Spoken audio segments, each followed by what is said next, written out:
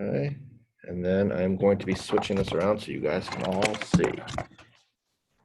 Guys, let me know if you can see. Everybody see? Can you see yourself in the little box? This is the way it has to go.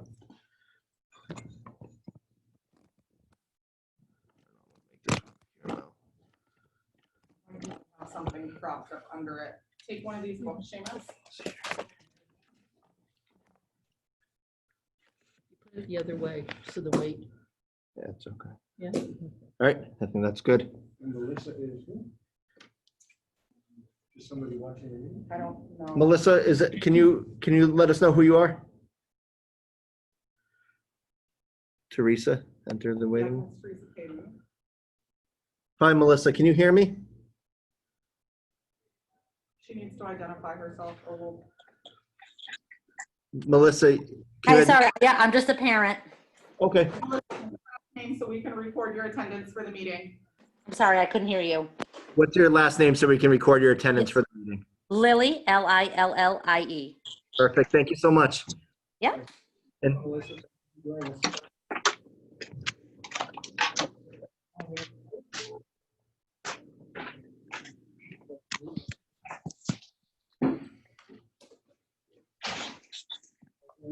To the flag, United States of America, and to the republic for which it stands, one nation, under God, indivisible, with liberty and justice for all.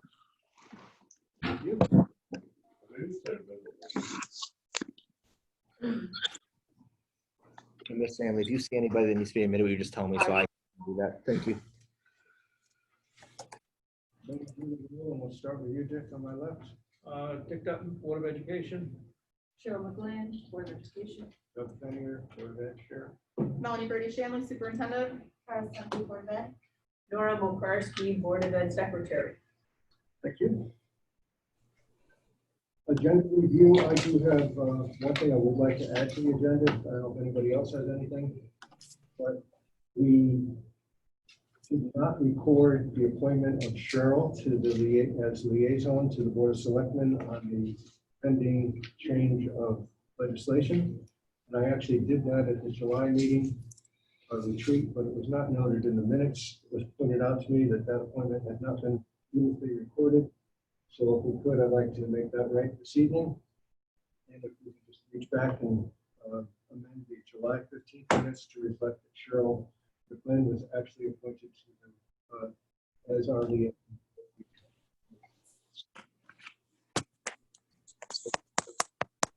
Actually, we have to do that. I'm going to add that to the, I'm sorry, that's going to be put under Minute review. minute review. So I need a motion to add that. I'll make a motion. Okay, is there a second to that? Dick, all in favor? Thank you. Any other changes to the agenda? If not, we'll move on to my comments. And I gotta say, I am so impressed by what you guys did. We've had, as far as I know, an extremely smooth school opening, and it didn't happen by itself. So thank you, and you, and you, and you, and a lot of other people who aren't here this evening. What a great job. I mean, I'm just thrilled. that we've James, been there's able to do someone to this. add. Still- Teresa Payton. Oh, she must have bounced off. So thank you guys. I know it was an enormous amount of work this summer and early fall, and good. So thank you all. And I know if we were not done it right, there'd probably be 50 people either on that screen or in this room right now. So we just have to look at some other towns in the state and see what other boards are going through, including some that were cyber hacked yesterday, which I can't believe that. But, again, so thank you. I will just confine my comments to that. We amend the attendance to note that Chris Peterson, board member, is here. Hi, Chris. Hey. So we now have a presentation on openness. Sure. Seamus, if you want to. Share the screen now. Yes, please. We tried to take the seal down, but. Is everything up there in here? Can you move it down at all, Seamus? There's a seal smack dab in the middle of it. I know, I'm working on it. Mel, what is this under? It's in Google Docs. Document 1? Nope. I'm sorry. Do you want me to? Yeah, please, I can't. There was no tab open. I'll try it. Apologize. It's okay.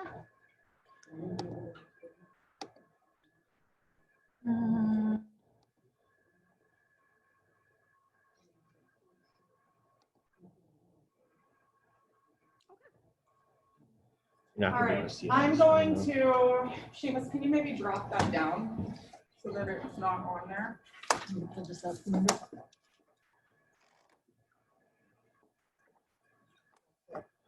That's better. Yeah. Okay, I'm gonna stare at the floor for the rest of the night. Sorry. I do apologize. So I want to just, one, say thank you to the Board of Education, our administrators, and our central office staff for making the start of our school year extremely smooth. I have a short presentation tonight to kind of highlight some of the reopening information. So this highlights the first 5 days. Obviously, we're in our second week now. So this captures what the first week, kind of entailed. All right, so you had asked on an update for distance learning and in-person learning and also homeschooling. So in-person learning, and again, I want to remind you this data is as of 9/3, so it has changed slightly. In-person learning at Bachelor, we've had 205 students, 228 at Pearson, for a whole district in-person of 433. For distance learners, we had for Bachelor 43, 57 at Pearson, and for a whole district 100. Our homeschooling numbers have increased. We have 25 students right now that are participating in homeschooling. Typically, on average, we have about 3 in the district that do, so we did see an increase in homeschooling. Our attendance data, first off, the attendance we're averaging right around 96% average daily attendance in all 3 of our school buildings. We're still only using data from Bachelor and Pearson because we're not adding Oak Street as its own school system. We're still referring back to Bachelor and Pearson, and that's as their home schools. Our process with attendance is in all 3 schools by usually 9 o'clock in the morning. Attendance is submitted electronically for distance and in person. Then our school nurses at all 3 buildings call all the families that are absent, and they document that in Power School. So we have this year our school nurses making phone calls to ensure that we're getting information, should a child be reported as ill, the nurses are better able to assess, if that's an illness that is something that we need to be concerned about, or to be able to provide a family coaching on what a next step might be, or a return to school protocol. So that kind of highlights attendance. Under staff and student safety, this is obviously, we always talk about learning being our #1 priority, but really this year, staff and student safety is really paramount to everything that we do inside the district. So for both staff and students, these are the things that we're doing on a daily basis to make sure that our learning environments are safe. We're all wearing face coverings. All staff and students receive temperature checks upon arrival. We maintain social distance whenever possible. We use barriers to ensure an extra layer of protection. We wash our hands frequently. We use sanitizer, and we respect each other's personal space in offices and rooms. So we try to, let's just pretend this is Seamus's office. Instead of me barging into Seamus's office, we try to stay out the doorway if it's possible to have that conversation rather than infiltrate somebody else's space. So we're really trying to keep our own social distance as adults, not just within the classrooms. Under emotional support, while we've always done what we believe to be as a good job around social emotional learning for students and getting them prepared for school, this year we're really going above and beyond because in some way, shape, or form, every single kid in our district has had some type of impact from distance learning all spring, not being around their friends, maybe a family member was ill. In some way, they've been affected by this. So we're administering, it's called the DESA, and please don't ask me what that acronym stands for, because it's really super long. We're doing the DESA, which is essentially a social emotional screener. It's a series of about 8 questions. Basically asks, basic questions about your thinking as a student. Do you feel safe? Is there anything you're worried about? From those screener questions, it will identify if a child might be at risk for some trauma. And those children are then referred in our district to, a support service, be it a guidance counselor, a social worker, a PPT, a parent meeting, an SRBI meeting. In some way they receive another layer to be able to support where they're at personally. In both of the school buildings, they're doing a program called Second Step, which is a program we've done every single year for a while now. And then in Bachelor specifically, we do a program called the First 8 Weeks. And it's really about routines. It's about how to advocate for yourself, how to ask for help, how to go to an adult, how to make a friend, how to introduce yourself. All those basic skills that sometimes we take for granted, but really are important to explicitly show children how to problem solve, how to work out a conflict with another child, those types of skills to be able to help the relationship building between child and adult and child to child, those all help. So just for your information, the screener for DESA will be done twice a year. We're starting the first screening round in October, and then we'll do another screener in the springtime to be able to see where our kids are at. Tell me, do we have that on the calendar? Is it March-ish, I think? March. So kind of midways. So I took a couple of pictures. These were actually all at Oak Street. One is at Bachelor. I know those barriers were a big topic of conversation online. But I want you to know, I know the kids at Oak Street, they have little offices now. They've decorated their little cubicles.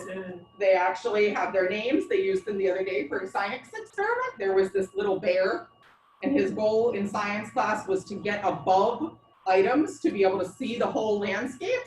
So of course they used their barriers, and that bear was up on top of those barriers, and they had their popsicle sticks attached to the barrier. They've turned into instructional tools. At Bachelor, they're driving away in little Jeeps. So they've made little tiny Jeeps out of their barriers in preschool, so they're super cute. I took a couple pictures here of what distance learning looks like. The 2 center pictures are of a classroom, and you can see them all posted up on the Google. And then that was a picture of Miss Leach, and she's instructing from her table. You can see the myriad of cameras and lighting in front of her for to be able to communicate and teach with the children. So that's what it's looking like. And then we do have some potential hurdles. Right now, I'll be honest with you, we are having great difficulty, as with many other districts, about getting teacher subs. We have building subs and we have interventionists in all of our school buildings. However, it's a great need at this point. We had absences today, and some of them are not getting filled, and we're not getting subs, and we're having to scurry in the morning to find coverage. But that's just where we're at. We're really thankful right now that our staff is in place and they're not missing a lot of time from work for various reasons. So, but we're scurrying around that, and we're trying to figure that little piece out. I'm hopeful, that as I keep hearing that there's a vaccine coming. So my hope is that we can survive this fall movement right now and avoid doing full distance or a hybrid model. My hope is that we make it into the winter time. There is a vaccine that comes through, and we don't have to go down that road again. So it's kind of a wait and see model right now, but that could be a potential hurdle going forward.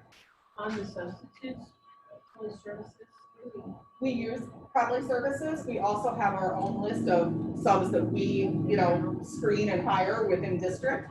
And then we have our building subs. So we have a myriad. We have Delta also, which does like nurses and stuff like that. So it's slim pickings out there right now. Okay. So any questions that I can answer for you, Cheryl? How's it going with the kids in the mask wearing? So I know that there was a ton of worry about masks. And I'll let Barb and Rosie add into this. I can speak for Oak Street, who has 2nd and 3rd grade, and we have the SRC program over there, which are students that need extra support. We've had 0 issues with masks whatsoever. I mean, the most coaching I've had to do with a kid is point at my nose and say, pull your mask up. And they do it, and they go about their business. They have plenty of mask breaks during the day. We're going outside per instruction as much as possible. So I feel like it's almost becoming a norm for them. It's certainly not a fight with them by any means. What's the rule when they leave school? I think, so if you're walking home, once you get off of like school property, you can take your mask off and do whatever you want. If you're going to be a parent pickup and you're waiting in the parent pickup area, you just have your mask on outside because usually they're within closer proximity to each other at that point. Once they get in their parent car, they do whatever their parent tells them to do. If they're on the bus, they wear their mask from our school onto the sidewalk, into the bus. They don't take their mask off, until they get home. Because my daughter's noticed on the first day of school, the rules of the Pearson, the little boys coming out of Pearson with no masks on. They were asking me, why are the kids coming out of Pearson with masks on? I'm like, what are you talking about? And so I don't, I'm out there every day I'm not and we have trying to, our you know. masks on unless they get down to the sidewalk. No, they were coming out the door, because I was like, asking, I'm like, that doesn't sound like what we understood was going on. Yeah. It was probably just a group, So- just trying to know Get what away with it. the policy was. Yeah, so that's our policy. Yeah, okay, that's what I thought. Chris, you had your hand up and then Dr. I Dutton. did. It's been my concern with my own kids and my fiance's in online school, and I just watched Mrs. Leach, and everybody's leaning over. Is there any ergonomics being worked on to maintain teacher safety, neck, head? I'll be honest with you, I haven't even crossed my path. But I can look into it. Please do. I'm concerned because I've been, yeah. Okay. Well, one of the things that PE sometimes does is sort of like introductory exercises to keep your body straight postures. Sometimes they can introduce that. I know what I'm doing with Zoom here is I've got my laptop up higher, so Yeah. up and Yeah. up. Oh, yeah, it can be real easy. not to And Chris, that's a sampling, if I may, because it's a sampling what you see. Like I can use an example of one of Barb's teachers I walked. He has it set up where he's teaching in front of a smartboard the whole entire time. There's He's the standing. Google Yeah. Meet's on him. He's standing, he's moving, he's sitting at times to go over certain things. So there's a lot of that. I'm sure they're standing more than they're standing. Absolutely, but I I understand. I see it in my kids all day. They're sitting there and I'm like, no. I've had neck injections. I can tell you, this is from leaning over. Dr. Dutton, Any disease? in front of COVID? Yes. So far, we've been really fortunate and we're healthy out there right now. We do have a little bug going around the district, but it is not a COVID bug right now. I know there were some third graders that have been ill, but they've been tested. They're not COVID illnesses. It's your normal cold, Go back- allergy symptoms, those types of things. Go back and how about students' parents or families? Not on anything outside of the Winchester area childcare situation that happened about 3 weeks ago now. Right now, we've been pretty fortunate. Everyone's making good work with keeping their precautionary measures going. Or any other questions? Yeah, I just was wondering, no, but as far as on the school buses, I know it's probably difficult for the school bus drivers to find their kids once they come on. I've heard of some masks coming off once the kids get on. And I know that when we first talked about it, there was, if the staff was available, that a monitor might be able, and I totally understand if that's not the case, you know, if there's not availability of extra staff. But I'm just wondering if that's how bus drivers can maybe reinforce that once you come on and. I think that starts in the school. You know, one of the things that we can do to help reinforce that is during our morning messages that we do, you know, is some type of a health and safety reminder every day. You know, it might be, you know, today we're going to focus on your bus ride. You know, what are the rules of safe riding? You know, make sure you keep your mask on. One of the good things though about bus riding right now is our ridership is significantly lower than what it has been historically. So while in the past, we might have had in some cases 2 to 3 kids per seat on some buses, right now, I would say our ridership is allowing for mostly 1 kid to a seat, unless they're family members. So our ridership is much lower and that's helping us on the bus a lot. So Barb and Rosie, do you want to add to anything? And I think it surprised us how well the kids are tolerant of wearing the masks. I think they enjoy the mask breaks. You know, we've been blessed with good weather, so we can get outside for those breaks and instruct outside, have the windows open.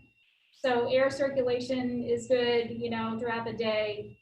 And, you know, we have kids spread out so much. They're not in the hallways going to their lockers. So it's quieter than I've ever experienced in the school. Really too quiet, you know, you want the discourse, but that will come when things are get better. But right now it's very, very quiet and calm in my building. Probably early yet, but academically, can you judge what the shutdown in the spring cost us for the kids coming in? How would you compare the incoming students this fall to what you would normally see? In the next couple weeks, we're gonna be able to provide you with some data, and we'll do some fall-to-fall comparisons with NWEA. We're gonna start administering in the next, I think next week we start. Oh, that's. So we start next week, so we'll be able to look, you know, I'm anticipating we're gonna see some differences. I don't think that we're gonna be exactly where we were in the past.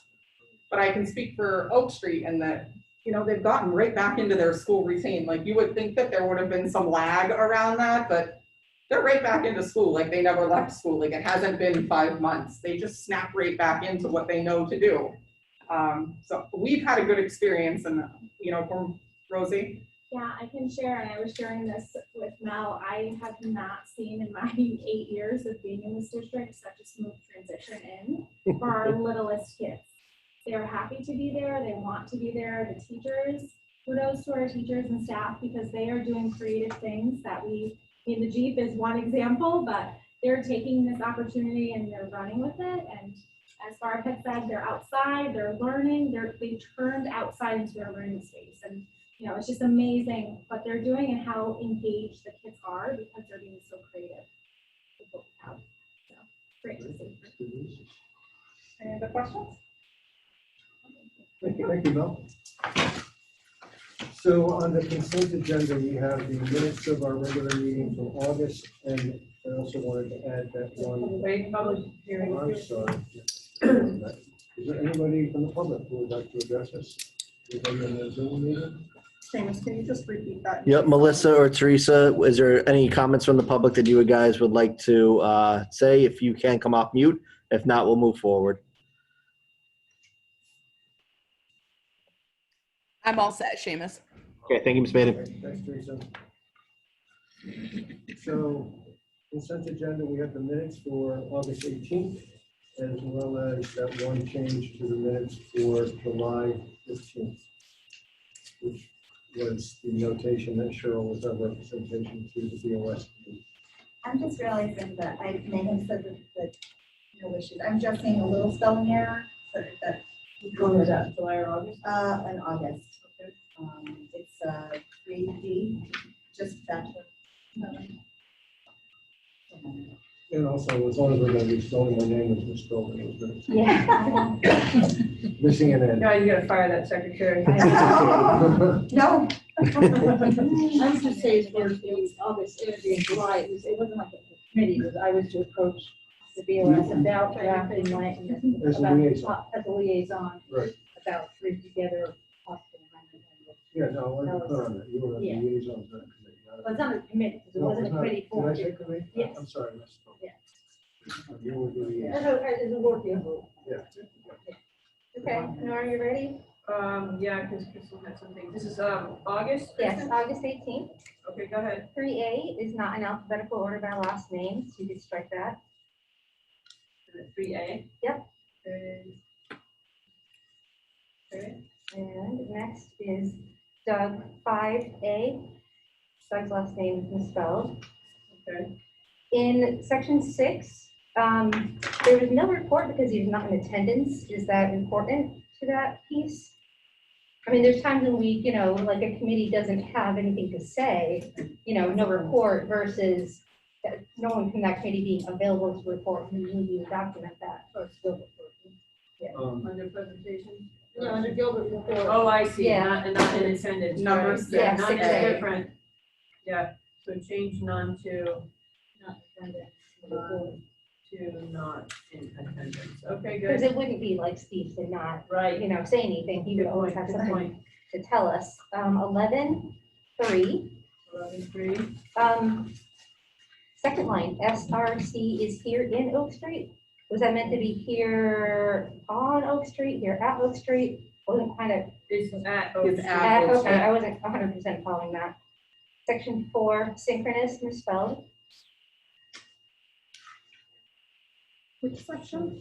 Or Oh, thank you. 11A4. Oh, And then 11A7. 11A7, yep. I'm thinking, oh, sorry, 8, I apologize. Online form update to online forms. I'm thinking that's forums. no, it's forum. Those were the online forums that I held with Forums. parents. Forums, yes. So then the Video. next sentence says 2 online forums. That's why I wanted to check if it was, I'm pretty sure it was. 12B, I'm pretty sure that's Cheryl McGlynn, Well, oh, not M. McGlynn. I'm not sure that. Oh, yeah. Miss McLean, maybe. Or no, Yeah, I don't know. no, that's supposed to be C. Okay, got it. Later, third line, associated with the process of the setting of educational. Right, I was kind of going back and forth, going, am I reading it wrong? Upsetting. I think it's just upsetting the educational side. Upsetting the educational side, okay. Sounds like it. 13B, 6, Tara's last name is misspelled.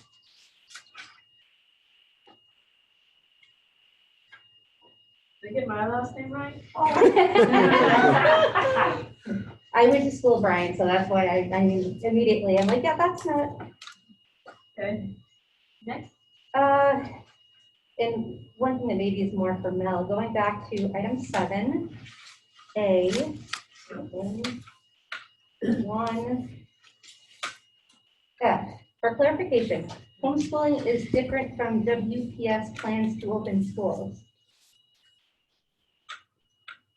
I think that was referring to distance learning, that homeschooling is different than distance learning. Okay, got it. Thank you.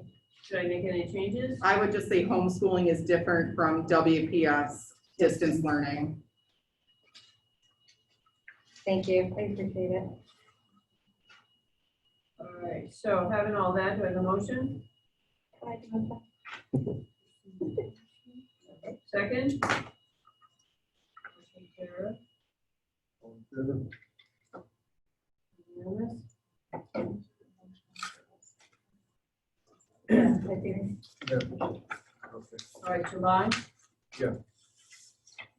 So can somebody make a motion that to amend the minutes to reflect that Cheryl was appointed as liaison to the BOS? to approach the BAS, to, it's very similar. If you look at the minutes of August meeting, over down on 12BA, which is agreed that Steve McLean will make ready to sit down with Mayor Perez to draft legislation for state legislature. So basically, I was appointed to approach Mayor Perez, the BOS through Mayor Perez to talk about whether the BOS was interested in discussing, in the better possible legislation amendments to legislation on the Gilbert budgetary issues.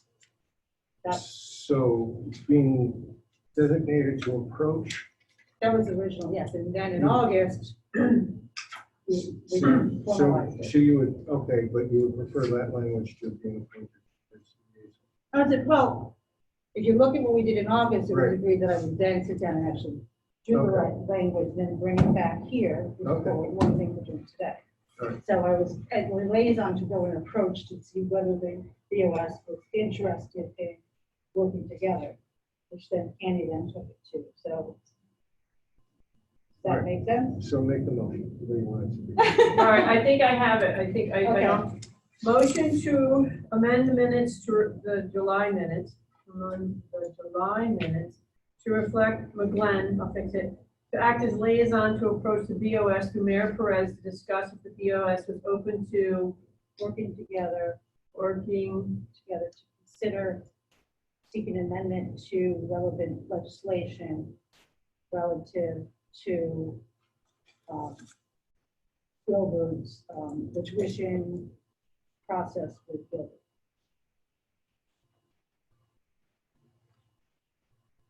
I think I have it. Catch up. What have you got? You just let it process. Motion to amend the July minutes to reflect what it is, McGlynn to act as liaison to approach the Board of Selectmen through Mayor Perez to discuss if the BOS is open to working together to consider an amendment relative to legislation, And relevant legislation. right, to consider relevant Seeking to amend relevant legislation regarding Gilbert tuition process. legislation. Sorry, what's the last part? The Gilbert tuition process.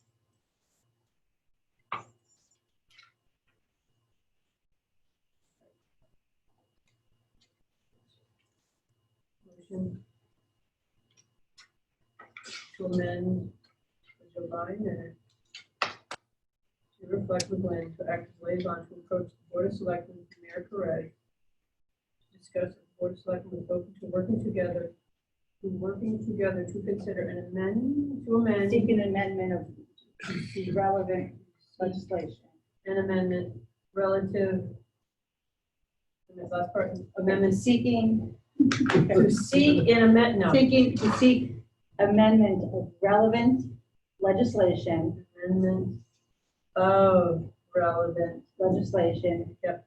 Relative to the Gilbert tuition process. Got it. A family lease grant. One more time? Yes. Okay. Motion to amend the July minutes to reflect McGlynn to act as liaison to approach the Board of Selectmen through Mayor Perez to discuss if the Board of Selectmen was open to working together to consider Seeking an amendment seeking an amendment of relevant legislation relative to the Gilbert tuition process. amendment relative to the Gilbert tuition process. Everybody hear that? You good with it? Was there a motion on Moss? So moved. So there's a motion from Dick in a second. All in favor? Thank you. I know that was a struggle, but it was important to do that. So that's behind us. We can move on to correspondence to the board. We have 2 retirements. We do. We have a retirement of our school librarian at the Pearson School, and that's effective August 10th. And we had a retirement of a paraprofessional on August 19th. That's just a notification. Yes. Thank you. Superintendent's report? Sure. Monthly superintendent's report under instruction. The development of the 2021 assessment calendar is complete, and we plan on sharing that during our curriculum meeting in September. We welcomed back students and staff to school. Everyone was trained with health and safety protocols regarding COVID prevention. All schedules for service, support, duty, and instruction are complete at this time. The professional development schedule is going to be 2 months at a time because normally we schedule professional development 1 year at a time, a school year at a time. We're not feeling very confident that we can plan the spring right now just because we don't know what's coming. So we're looking at our PD schedule every 2 months to be able to plan every 60 days. So that feels like the most that we can kind of look forward to at this point. If we get things changed here coming up, we might extend that, but for right now, we feel 60 days is most appropriate. Actively attending multiple webinars, phone conferences, and training on COVID instruction, preparation, personnel issues, etc. Teachers held virtual meetings at all grade levels to replace the in-person meet and greets. Our school nurses and administrators have met to discuss protocols and scenarios related to COVID. Our bus schedules, parent pickup, drop-off, and walkers are continuing to be refined every day. And we're planning to see some parents switch from distance learning to in-person. We are seeing few parents, though, opting to leave in person to go to instruction. We're definitely seeing a shift of now, especially like towards the end of last week, beginning of this week, we're seeing a shift from parents leaving distance to come back in person. We did have, starting today, the assistant principals in both school buildings are calling all of our distance learning families because we're really starting to solidify our class list right now. We're asking by Thursday for parents to really commit. You know, is your child for this first trimester going to be a distance learner, or are you going to be requesting that they come back to in-person instruction? So we're talking with every single individual family for distance learning and confirming their choice. And we're saying, you know, if you're going to stay as a distance learner, our expectation and our hope is that you'll commit to that for the entire trimester, rather than disrupting the educational experience for both sets of students and teachers by switching midway. Under operations, personnel, ADA, and FMLA meetings are held with select staff members upon request. Attending multiple meetings on Hinsdale, I've been doing planning and zoning public hearings, zoning board of appeals public hearings, inland wetlands, etc. I have 3 more of those meeting next week. This Thursday, I've put on the calendar for a Hinsdale school renovation meeting in person. Building readiness at all 3 schools. There's only one outstanding issue, which is the installation of the internet fiber at Oak Street, but it is underway. So we're expecting that by the end of the week, we'll be completely tied up at Oak Street. The fiber is installed. They just need to do some splicing, which is beyond my understanding of internet cable, but hopefully we'll be good to go by the end of the week. Under community, we held several community forums on reopening, distance learning, COVID preparations, and special education and service providers. We've offered tours of the building for some parents that had some anxiety around whether or not their children should be in school. So, you know, while most families reacted really well to seeing things virtually in the meetings that we held virtually, the webinar type information, some families were still anxious, and you know, I was able to talk them through doing a tour of the building and taking them in on an individual basis, kind of showing them the changes that have happened. And then over the next few weeks, teachers will be planning virtual open houses. So normally towards like 3/4 of the way through September, usually during the week of the 20s, sometime in September, we do open house where families and students come in the evening and they visit classrooms and they learn about the curriculum. We're obviously not going to be able to do that this year. So we're planning virtual video open houses with each grade level. We'll be working on those. Now, do we offer flu shots to staff? We do, and we have flu shot clinics actually scheduled to come up very soon. So what's the participation rate in that? You know, Doug, I don't know because I don't get involved with it because it's HIPAA related. Yeah. So I don't really know what the actual number of staff members that actually participate. You know, Massachusetts actually just made flu shots a mandatory vaccine, I guess, for school children. And I believe it's up to the age of 30 that it's mandatory. But Connecticut is not there yet. You're welcome. I do have enrollment data to share if you would like me to go into that. All right, so under enrollment for our school district right now, and mind you, this was as of 9/1. For district enrollment, we're at 535, and we have 254 at Bachelor and 281 at Pearson. And then if you flip to the next page, it goes into our attendance data. You can see that for chronic absenteeism for August, we were at, as a district, 6.9%. And then for average daily attendance as a district, 95.1%. Going back to the enrollment, the Pearson drop is probably due to the large 6th grade class. Didn't we have like 90 kids? We did. We had 91 children in 6th grade last year. Yes, that was a huge grade for us. But also, I think you're seeing the Pearson drop. There's some significant homeschooling numbers that were not there in the past that are there now. Is this attendance in person, virtual, or both? Both.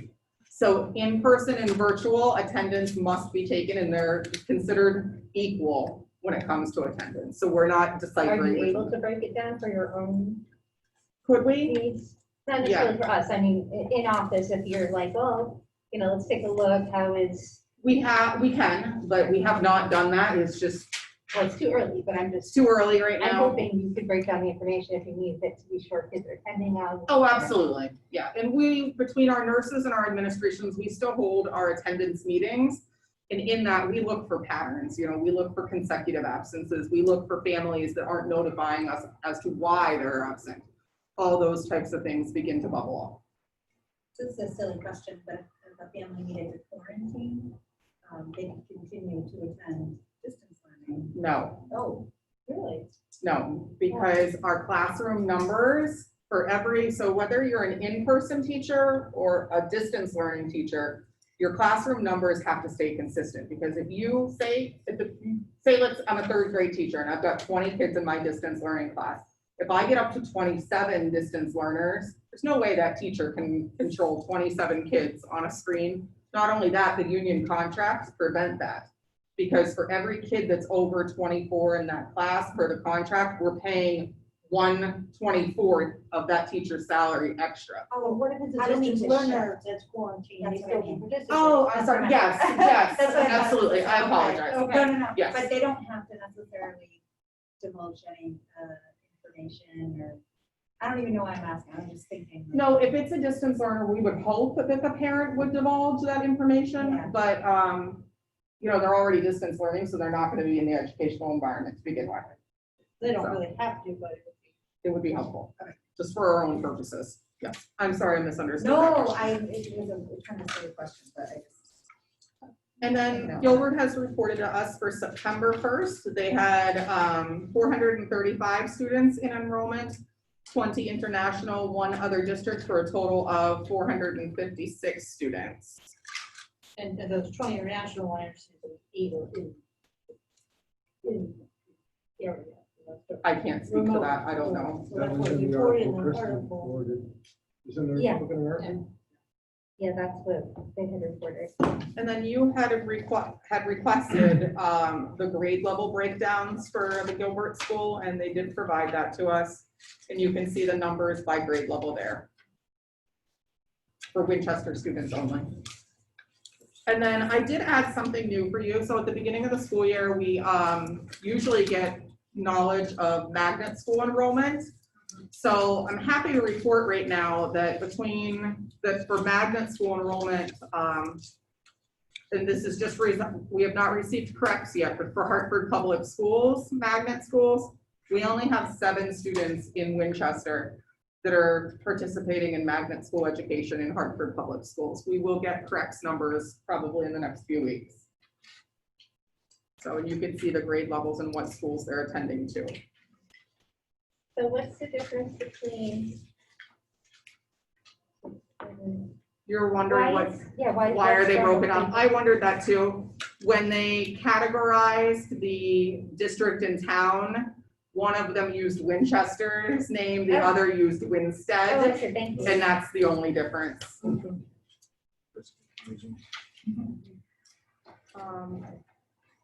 Nancy has our monthly budget summary, so I'm gonna ask her to come up and maybe stand in front here so that she can present and be on camera. Okay, you want me to stand where?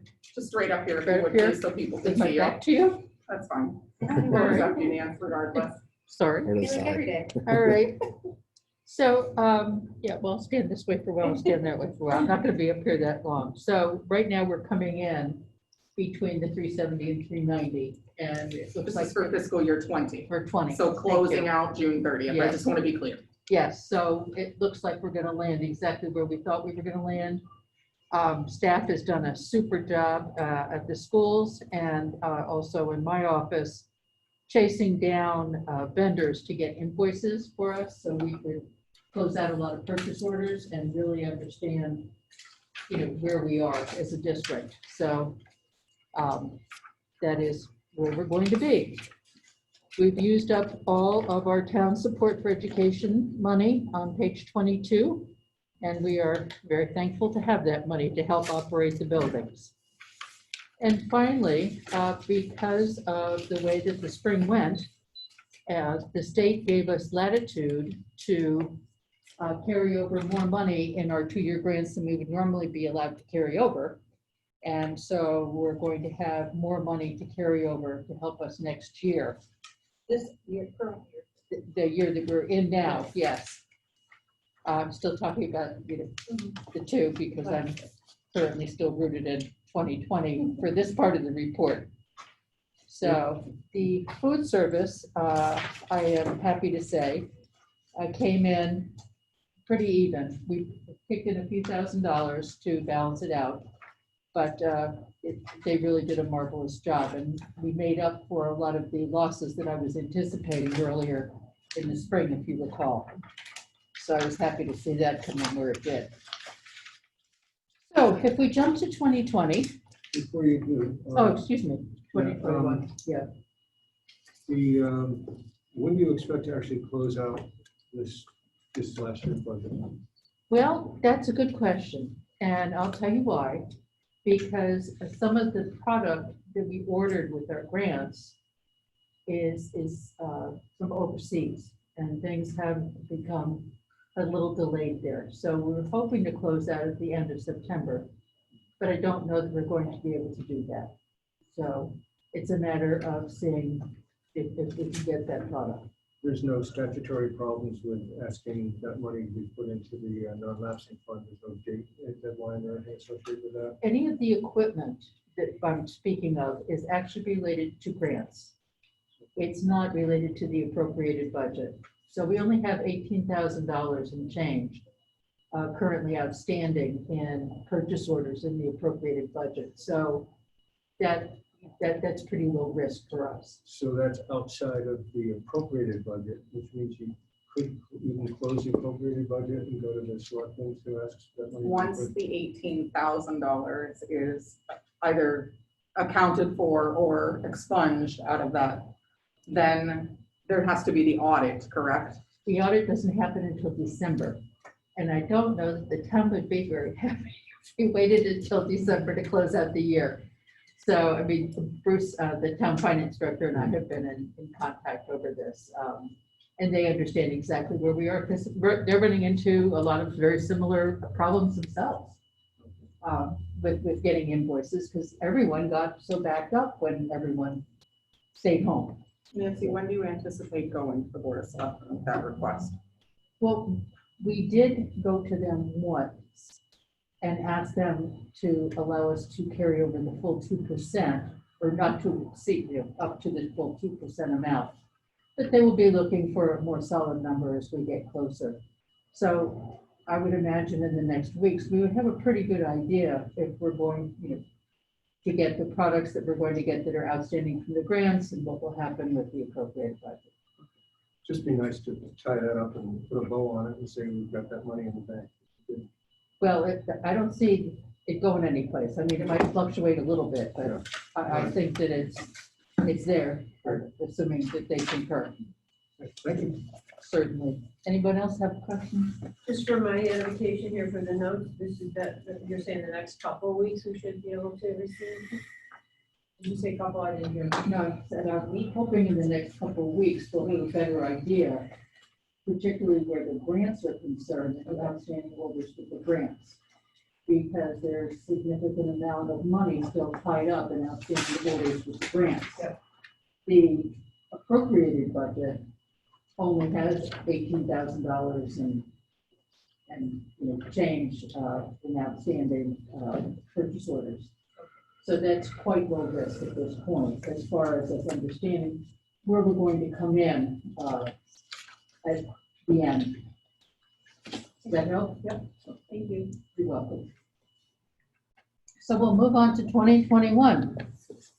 And normally we would have done quarterly reports, but we are now on a monthly rotation of monthly reports for our legislators' desires. And there's not a lot of trending for me to speak to at this time where our projection is concerned, because we don't have that much time under our belts as far as operating the schools.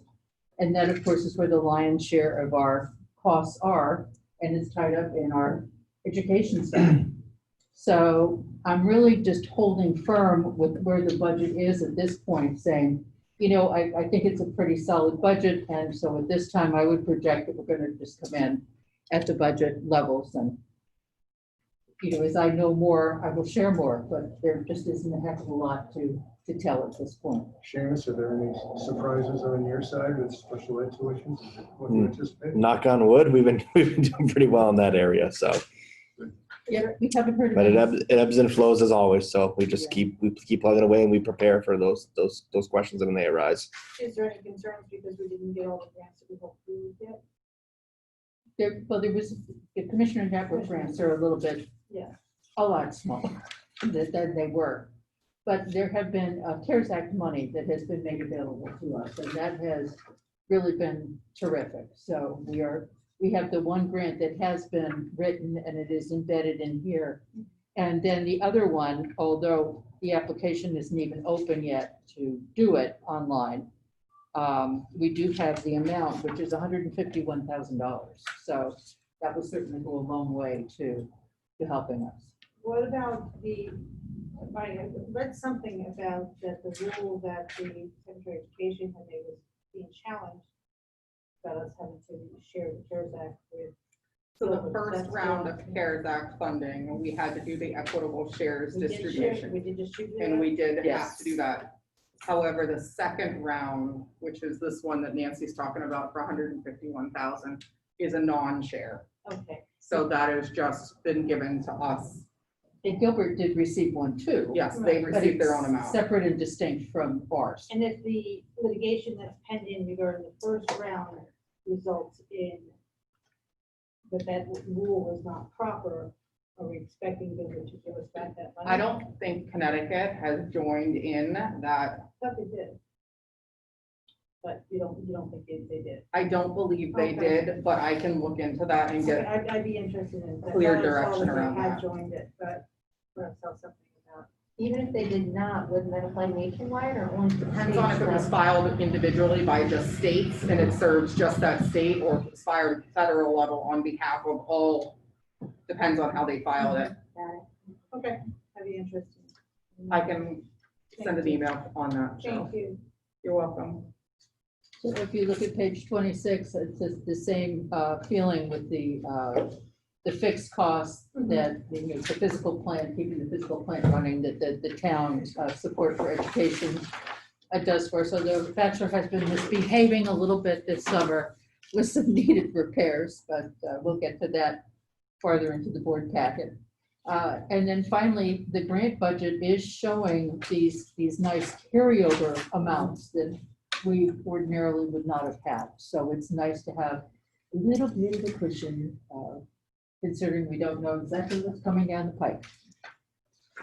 I think Hinsdale is moving along pretty quickly, and am I correct that Paul had said that they might begin to do some work as early as January or February? No, I can give you an update when we get to the Hinsdale update on that. Okay, I was just wondering if one point that is going to affect this operation, but not anytime soon. And there is money in the budget to keep Hinsdale heated and Mhm. the electricity turned on and the alarm system working. I mean, we have to have those Right. services. So, you know, those will continue and those are covered in the 21 budget. Thank you very much. You're welcome. Hinsdale update now? So I do want to update you on Hinsdale. Dean, Paul and Dawn Smith, the civil engineer, and I have been spending countless evenings with various commissions within the town.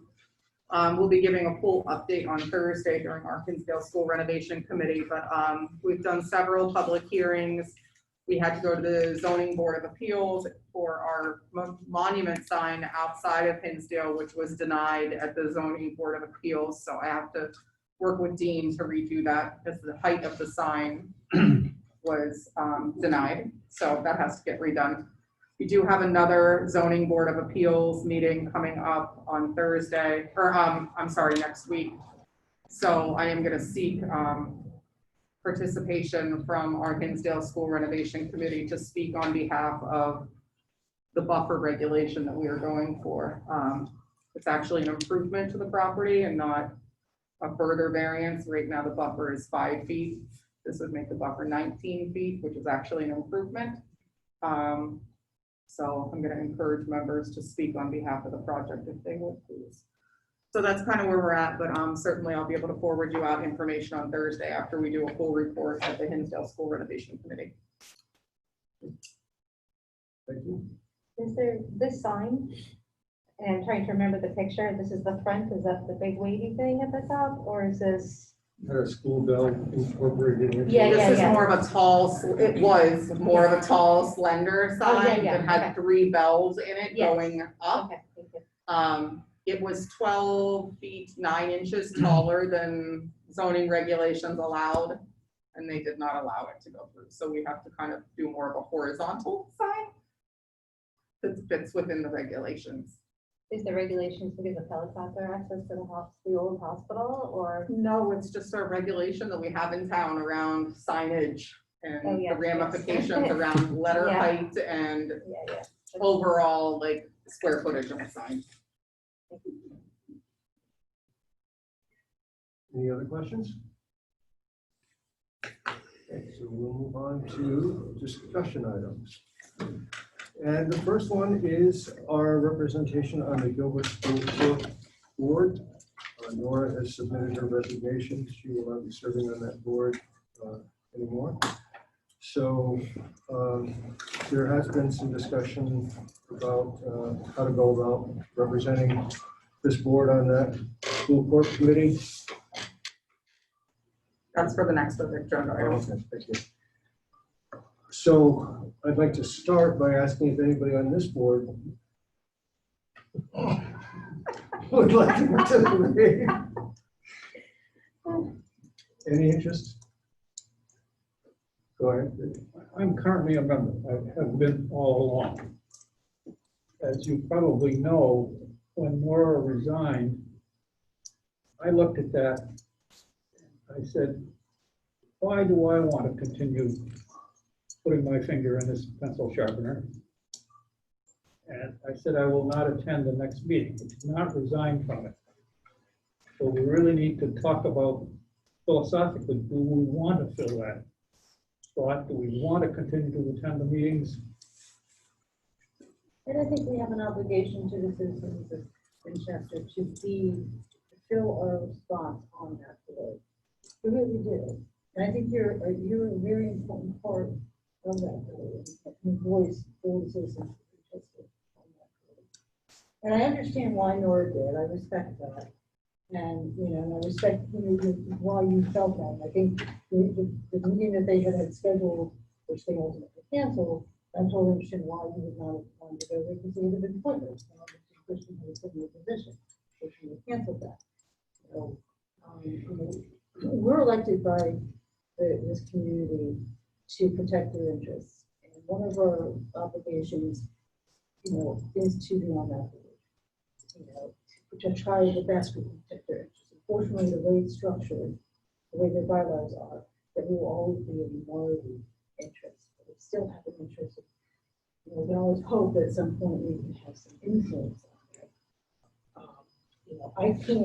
I'm not putting myself out there to be on that board. The only reason I wouldn't do it is because the newspapers have chosen to tag me as being the Starch's opponent of Gilbert, which I don't feel that I am.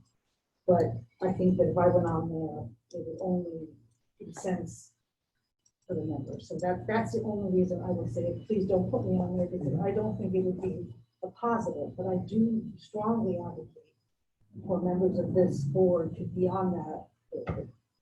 But I don't feel that I would be it. I think it would make a difficult situation worse if I was on there, because I think there's a perception that I'm anti-Gilbert and I'm not. Okay, that's obviously totally your option. No, I know, I'm just explaining my position. You have to realize that we can't win a vote at the meeting. Is there any place here to say, yes, we will continue to participate if you change your bylaws so that there is a possibility of a balanced vote? My own thinking was find the line that says the 9th member will be the chairman of the the trust side, always take that out and seek an independent in the town person to be the ninth or the swing member. And thinking that through, I thought about, is that a place for the mayor to participate? And I thought perhaps better the town manager serve that position also. I mean, I think the town manager could be trusted to take a balanced view of things. We might end up being able to make some progress. And the difficult thing is that the bylaws have to change with the part of the majority of the board, which is composed primarily of people appointed by the trust. And as we know from our discussion, I mean, Jack Bork was suggesting that at the board of selectmen meeting in August that I, observed, that there should be more of a rotational thing. There should be, and that would be a great thing if it was really, if the court was really looking to be an independent entity, it wouldn't be dominated by another entity in the manner that it is. But, we have to accept it the way it is right now and try to change it from within through persuasion and common sense, hopefully, because the way it works, it doesn't work right now. And you can't change something if you abandon it. All right, but I ask you a question. Do you think we could offer to continue participating if they balance that committee? I don't think we have any leverage there, because I don't think if we said we're not going to participate unless you change the bylaws to our liking, I can almost guarantee they would just say, well, that's your choice. Yeah, I think you're probably right. So I don't see where we have any leverage in that sort of negotiation. I do think that my feelings echo yours in that when you look at how boards are typically apportioned, this does not correspond to the fact that we pay 92 or 94% of the bills. We are the Dover School Corp for all practical purposes, a nominal number of international students, but we don't have the relative representation that we should. And I think that situation has been going on for a long time. It hasn't changed. But the philosophical question that you raise is, can we or should we continue to seek to represent the town of Winchester as the elected members of the school board? And I agree with Cheryl's sentiments. I think it would be sending a very bad message if we were to opt out. Having said that, if people say, I can't do this anymore because it's too frustrating, I think it's pointless, I don't enjoy it, I respect that too. It's difficult to serve on this board plus another board. So I guess I just have to respond. I understand your sentiment, but I don't think it would go anywhere. I really don't. And you know that there are some people on the school court who will be violently opposed to that suggestion that we change that. We just did not go along. I think you're right mechanically. Yeah. Kristen, you have a comment? Yeah, I'd like to, if I can, change the dynamic of the conversation from we, them, us, them, party line kind of conversation. Yes, we are sitting here as the Board of Education of Winchester representing all of our children. Those are our children at Gilbert as well. And all of us on that Gilbert School Board are there, volunteers, and I feel all of us that are there have the best interest at heart of the children. I think that the variety of constituents of that board have different experiences. And so you have some who are more of an educational background and some, who may not have as much of the educational information or have experience in being on I don't want to say national board of ed, that will sound wrong, but a daily maintaining board of education. That's involved in curriculum, that's involved heavily in finances, that's, So I think that creates an almost across table view. It doesn't have to be there, but that's perceptions that happen in that room sometimes, and that carries on into the community. Following up on I don't want to say legality question, but the definition of the school board.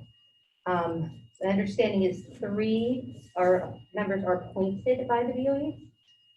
and one is, Four are appointed by me. four are appointed by the BOE. Teresa being one of them is a community representative. But there's no actual minimum number of actual BOE members required to attend, just four are for Winchester. No, actually during the receivership, Mr. Travellini had four community members, including, I believe, Mr. Horde, and I can't remember the others.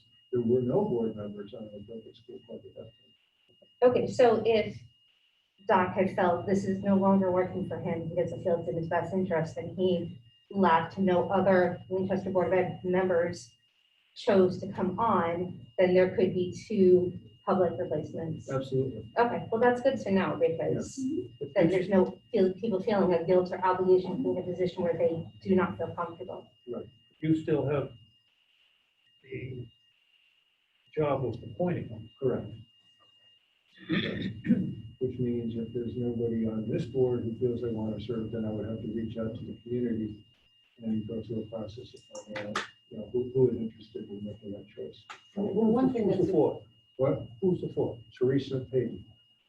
Yeah, she's three. Who's four? Oh, right now, You, Chris? you and I and Teresa, that's three, and Yeah. you're just Mary Teresa. Jessica.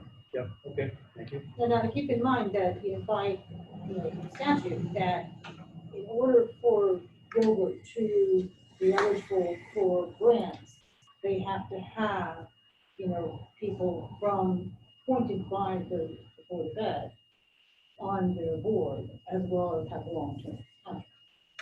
So they don't have representation That's for construction for grants. construction grants. And So 10 that's- years. Yeah, so that's part of their, that's one of the reasons we ultimately have those four spots.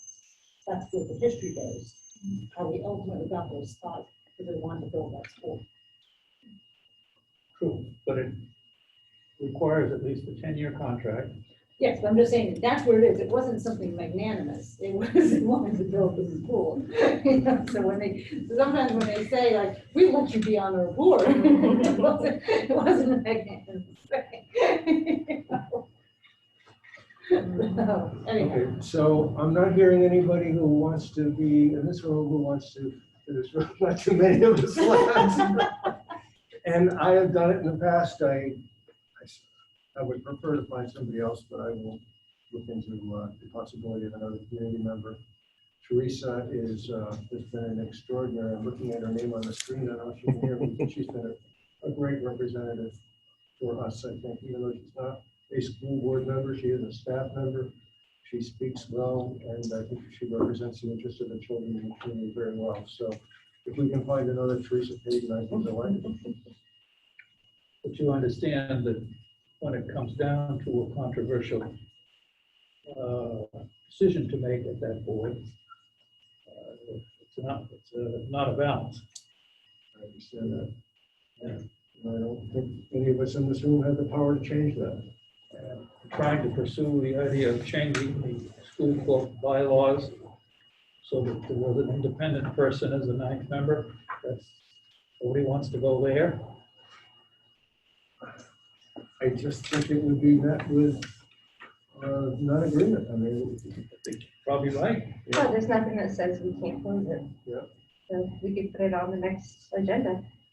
I'd be willing discuss to it. do that. I mean, Oh, no, I meant Gilbert School Board agenda, which is where it should be. okay. Well, then, yeah, if you guys can do that, that would be wonderful. Let me know how you do. I've talked to Jeff Wolf about it. And do that as the citizen, he's close to Gilbert. His wife is on the trust. Trust, yeah. And do that as an individual citizen, that's not something that, we can really authorize you to do. It's not a BOE thing.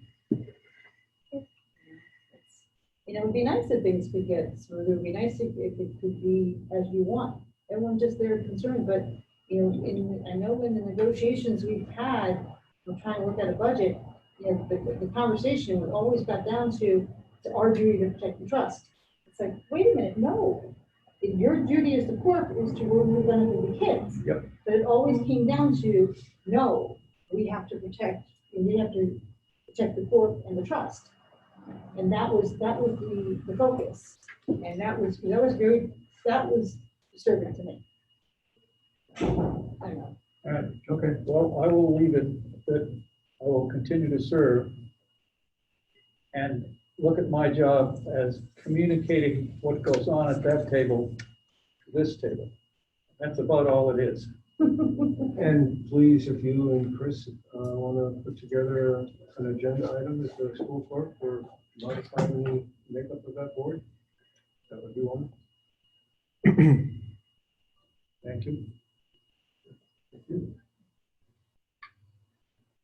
So our next discussion item also involves the Gilbert School Board, and this is a time of year where we should begin to think about negotiations for the following year.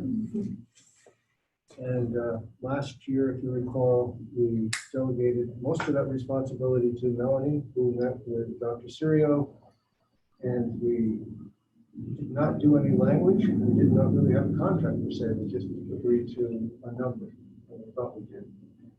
So I want to get the sense of the board at this point. Would you like to continue with that approach, or do you think that we should be playing a more active role in negotiation with the school board? I think you need to have a more active role, and we also need to set a ground rule meeting, set a timeline for mediation and arbitration.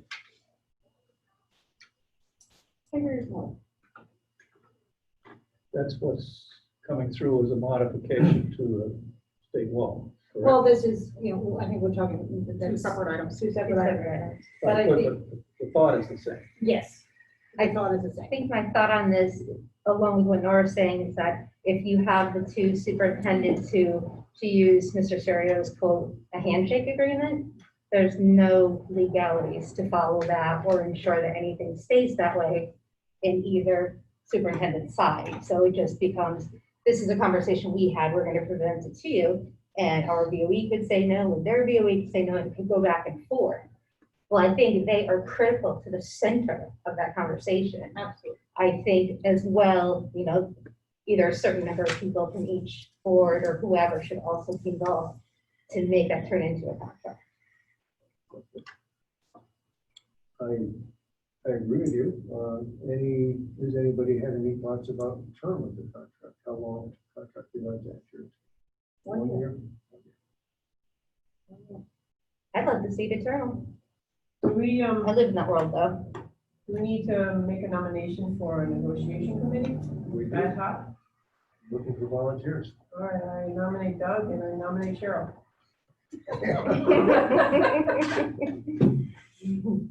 Oh. No one seconding? Man, come on. Can I get up? No? Nominations for an ad hoc, Tara? no, what are we? Ad hoc? I'm seconding. Oh, I thought you were- An ad hoc negotiation. Out of your room. Not there yet. How many members? It's up to us.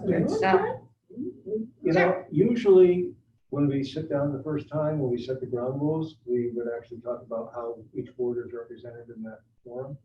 So we could propose as many as we wish. If everybody in this room wanted to be on that committee, I'd be all for it. But it's usually more like who can you find who's willing to put in the time. Really. So, I think. are you soliciting members, Doug? I am. So all right, so far I have Doug, Cheryl, And Kristen and Kristen. Did we phone our missing members and ask their input? I don't think Michelle, I know Alex isn't gonna be interested in my job, so So we you could could ask. definitely email and ask them, but my thought is, if we're, the best way to approach this would be for those that are going to do it, that we have our own working meeting and set up agenda, and then we put together a proposal or timeline. Yep. Our rules, Mhm. we control, we start the process. Yes, I agree. And Okay, it will be interesting because Chick Seaback will not be involved since he's off the school corp, and he was the one who always drove the negotiations. Definitely will be different.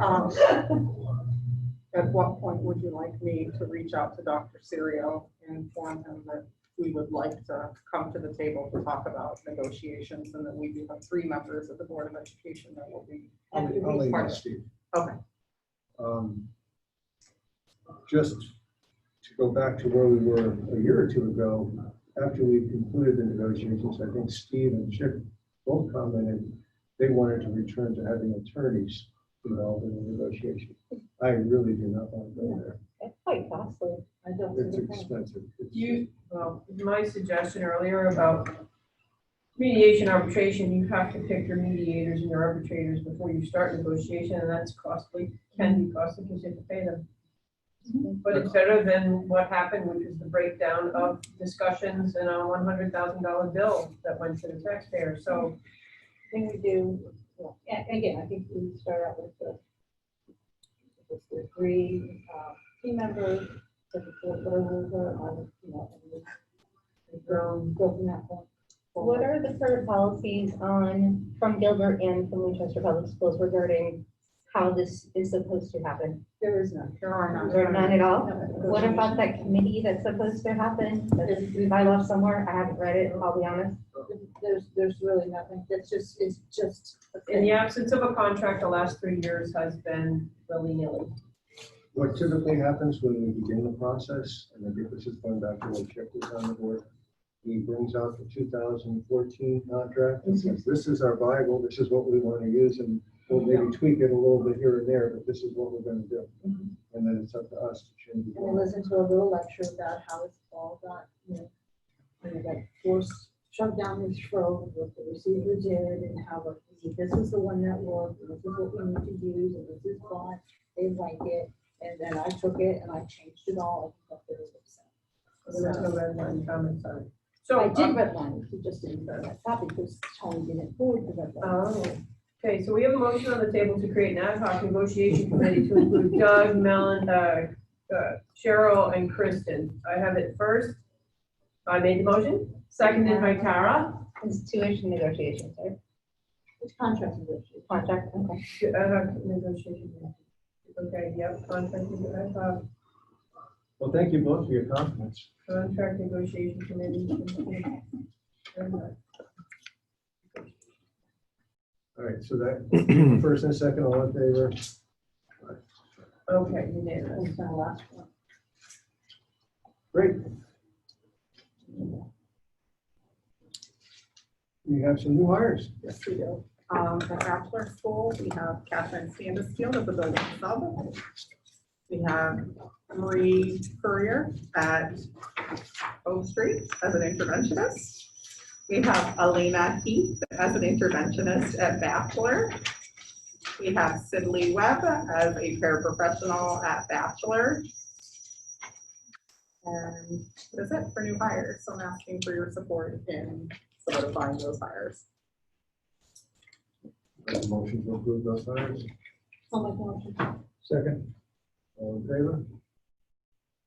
How are your, what was your applicant pool like? So we actually have switched over to using Indeed for some of our advertising. We pay by the day, but we are getting definitely more applications through Indeed than our traditional posting on just educational websites. So we're getting a different pool of candidates, which is good for us. You know, every time you post something, you get some candidates that are outstanding, and you get others that you need to bypass, but you know, it's good to be able to get some fresh applicants out there than seeing the same ones over and over again. There's certain parts of the economy that have been devastated by the pandemic, so you probably have a lot of hospitality workers still looking for work and restaurant people. It's interesting, depending upon the posting that we put out there, I would think, given the unemployment rate right now in the country, that people would be begging for jobs. However, you know, we're still struggling to get applicants, you know, which is kind of mind-boggling to me. I would think that there would definitely be more of an interest. So Maybe a lot of people. Would be nice. I hope that to be the case. Yeah. We do have a sole source in here. Nancy, do you want to Sure. inform about the sole source, please? Yes, I'd be glad to talk about it. So we had a catch basin at Bachelor that caved in, was starting to cave in, and it was right in the visitor parking area. And we had hoped, excuse me, we had hoped that the town crew would be able to help us out, but they've been so busy that they couldn't.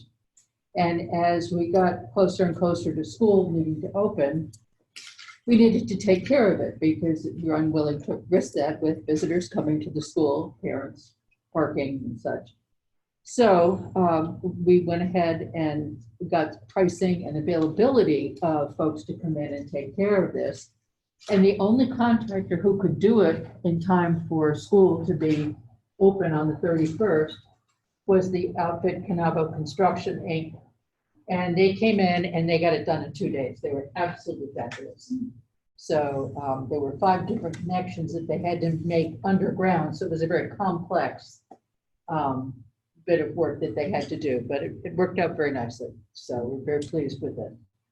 So we'd like your permission or your concurrence that yes, it was all right to go ahead and sole source it. So if you would. I'll make a motion. Approved. Second. Okay, all in favor? Yeah, that's exactly the kind of work Mark Canavo does really well, so I'm not surprised you did these. Thank you. Oh. And now we get to talk about Cheryl's initiative and discussion of the BOS to modify legislation. Cheryl, do you want to talk about that a little bit? Sure, so. Wait, unfinished business, sorry. Unfinished business, any? Seeing none, moving on, sorry. New business. On this, sorry.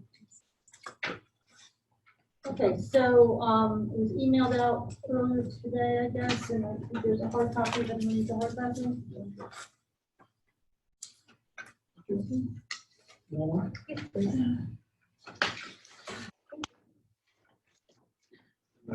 So there's essentially 2 statutes that apply. 1033 talks about, which is not copied on here. Talks about if you don't have a high school, you have to designate one and pay the tuition. 1034 applies to incorporated endowed academies, which is Gilbert's incorporated on endowed academy. We have Woodstock, and we've got also my head. Norwich Free, which are really more endowed academies, which are also incorporated. Gilbert is unique in Connecticut in that it really only has primarily 1 primary sending district, whereas the other 2 have 4 or 5 or 6. They also have a significant private attendance. So, as you all remember, not this last academic year, the year before, we were unable to contract. They went back and unilaterally raised, did not agree to our handshake deal, and so we had left the negotiating room, understanding that we had a 2-item contract that was going to get signed. We just need to put it together. We drafted it, we sent it over to them.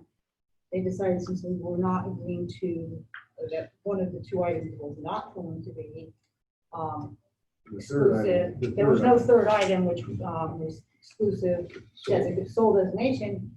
They decided that they would not agree to the 1st item, which was the tuition, and instead raise the tuition, taking us with a $150,000 increased bill, which had to come out of, and this was after we had already gone through full process of budget approval. So that was one thing. So essentially, the situation that we deal with here in Winchester is we have 5 people on a board who can raise the taxes of every person in the town of Winchester by voting on the increased budget. So that kind of started the ball in the conversations of how do we deal with this. Under 10-34, as it currently exists, if you look at the amendment, you look at the statute, the language that's not italicized is the existing statute. The italicized language is the proposed amendment. As it currently stands, they send the bill. We pay it. Now, I was appointed to initially coach BOS with Candy to see, because we have to be united in the town to do this, to see whether the BOS would be interested in working together to see if we could change, try to get the legislation changed so that there would be more fairness in this. There would be a system in place where it's not just 5 people making the decision. Candy, Mayor Perez was agreed to approach the BOS to see if they agreed. She put together, and she posted that on Facebook, it was on anything weekend. And that was unanimously approved by the BOS to do it. So then we spoke again, Linda Grappo from the BOS joined the working group was formed. August, we approved them to sit down and draft legislation with them, proposed legislation. And this is what we came up with. And this is the format that we will, if the BOS, I think, is considering it today as well. This is the language.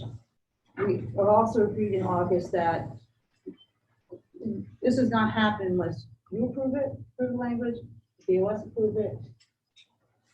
This is not, we're not submitting this unless everyone approves it. So basically, adding to the existing language, this is some of the technicalities, notwithstanding provisions of CGS's Connecticut General Statute, Section 1033. That's the statute that says you have to designate a high school and then you have to pay the tuition, or any other section. This is to make sure that there is language that we're not stuck still paying whatever we bill. We have this control. In the event that the budget of an incorporated or endowed high school or academy is financed 80% or more by one public board of education, which is the situation we have here, which is unique in the state, the tuition for said board of education's pupils shall be negotiated between the respective parties. If agreement cannot be reached, then the issue shall be submitted to binding arbitration for final determination. The idea here is that we don't just get to send the bill. We have the right to a negotiation process. If we can't reach an agreement, then there's binding arbitration. The arbitration shall be conducted by a single arbitrator appointed by the State Department of Education. The idea there is to avoid unnecessary costs of 3 arbitrators. Now, the 3 arbitration process is one side picks your own arbitrator. You each have your own arbitrators. It's basically your buddy, okay? And then the 2 arbitrators pick a 3rd arbitrator. You pay for your arbitrator, and you share the cost of the single arbitrator. It's a huge waste of money. In my experience, the practice in law, the only person that's making any decision is the person in the middle, the neutral. So cut to the chase, let's pick a neutral. You're still gonna have your lawyers that you're gonna pay for. So why have your lawyer, your arbitrator, and then the neutral. So a single arbitrator, and it's an arbitrator appointed by the State Department of Education. There's your neutral. State Department of Education maintains a list of people to do this. They have a pool of people for that? Yes, they have this. Arbitration must be concluded prior to March 15th of each year. This allows us to do our budget as required on a timely basis. So we're not screwed. Excuse my language, but tuition for such incorporated or endowed academies shall be billed on a per pupil basis and based on the number of students enrolled in the sending town as of October 1st of each school year. So what the arbitrator will be deciding is the amount of tuition per pupil, not per capita, per rata, not for the total budget of Gilbert. So Gilbert's got to, we have our projections that we do every year. It's pure pupil. And the October 1st of each school year is what is done everywhere. We did research on Woodstock. We did research on Norwood. Those schools bill their towns per pupil as of October 1st. They don't do it based on percentages. They don't do it. Only Gilbert is doing this to us. Now the hope is that this is just going to be between us and Gilbert. We're not looking to change everything. We're just trying to create a fair system. And we don't have a fair system here. As Doug mentioned earlier, you know, we are Gilbert. Our kids that we are elected to take care of and to support are Gilbert. But we're not, you know, and we pay for that. but we're not in a position to have any say or control really. There are kids. And this gives us some say, and this will hopefully allow Gilbert to try to be responsible to the taxpayers of Winchester and maybe set up their school in a way that the kids are benefiting still. And the taxpayers feel respected. So now, if this passes here and it passes at the BOS, the next step, it will go to the town attorney. And then there will be language a letter put together.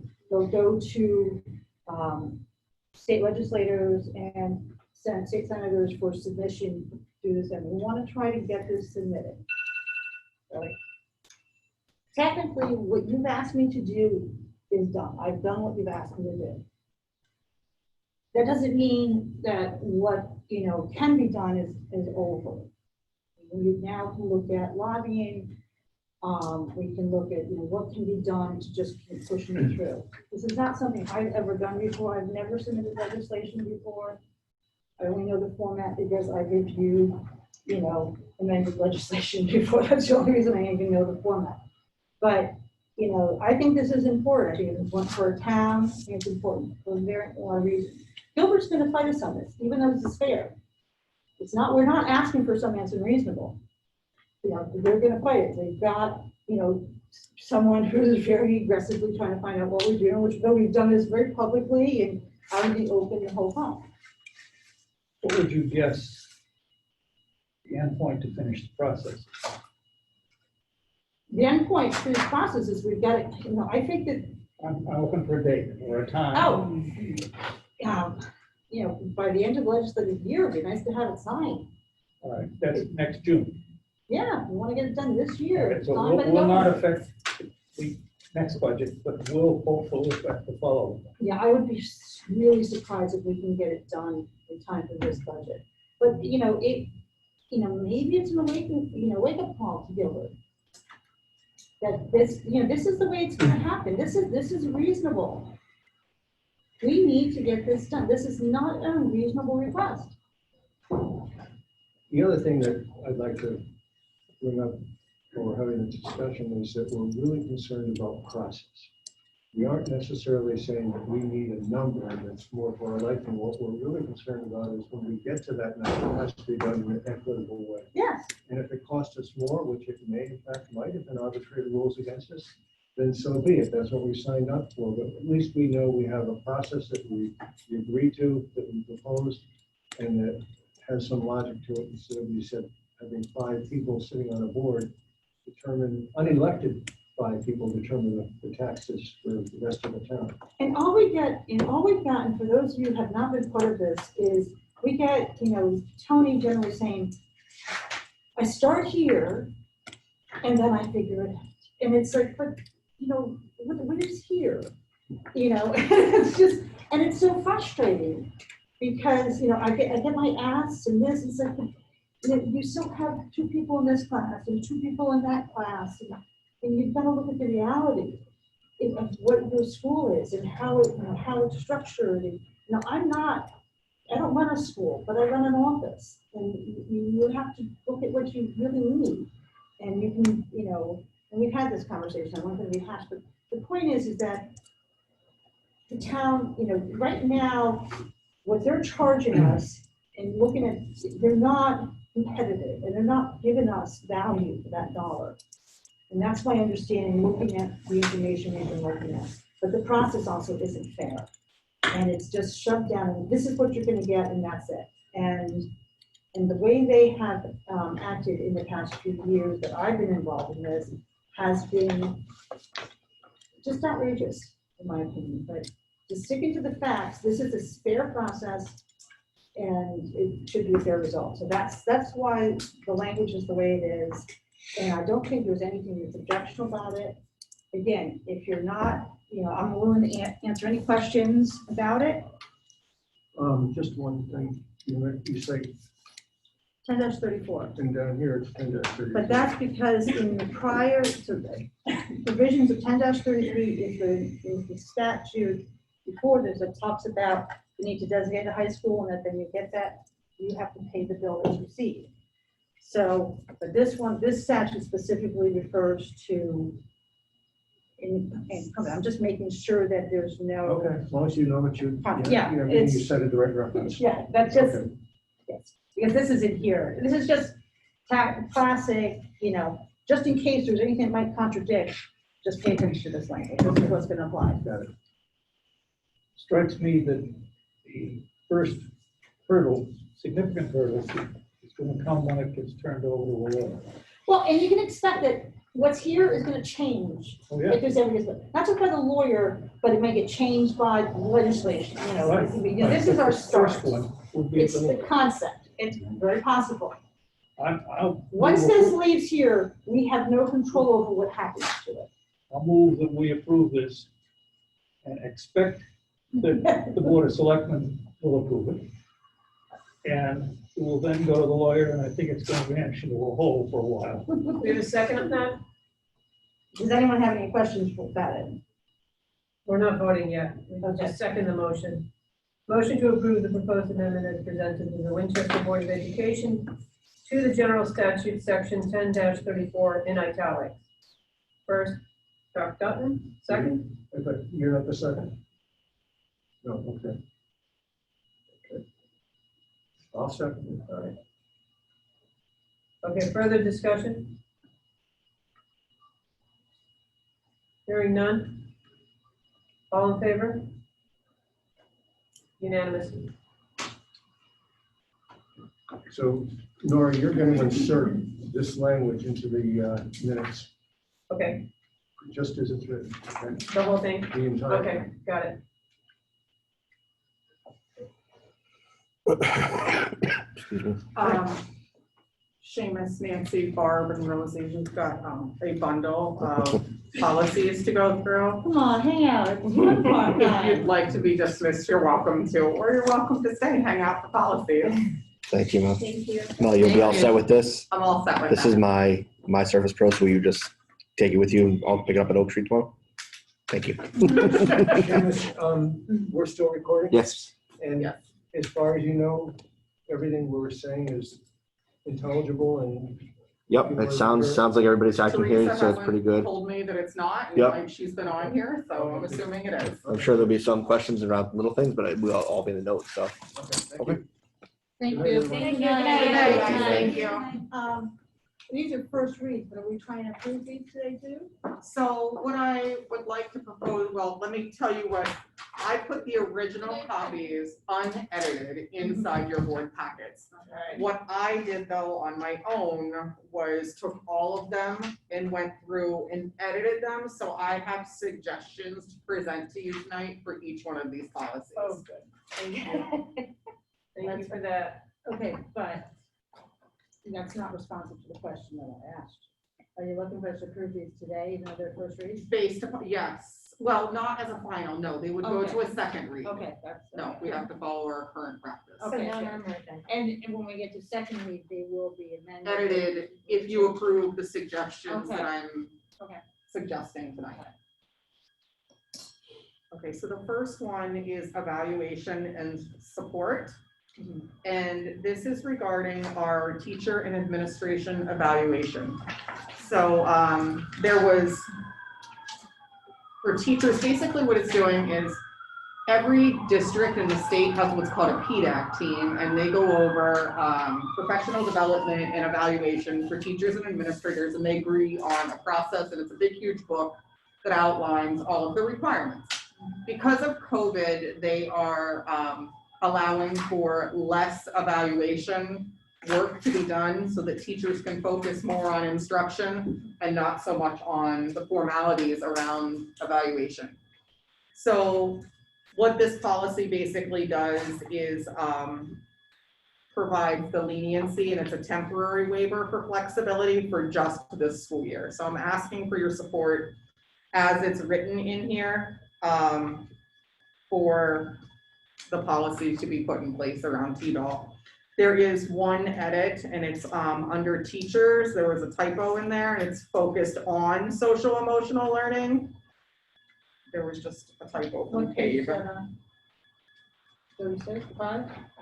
On the first page, halfway down the page, it says teachers. On the second line, it should be on instead of Oh, yeah, I om. saw that. I like when. And that's the only edit that we would make to this policy. I just had a question. It talks about social emotional indicators, goals. Yes, so because there's such a huge emphasis this school year on social emotional, in the past, your student learning objectives, otherwise known as your SLO, would be focused on test results, essentially, a formal test result, such as like an NWEA, or an informal evaluation, like a teacher test. This year, they're supporting teachers focusing on the social emotional learning as their objective this year to help build security and safety for students within the classroom. And that can take different forms, from engagement to activities around social emotional that you might do with your students. For our school psychologist, it might be around the DESA that we're implementing and their response to students that have experienced trauma. So there are several different ways that might look. Academic goals may be considered, so that's. It can be considered, but I think they're strongly leaning on the social emotional this year.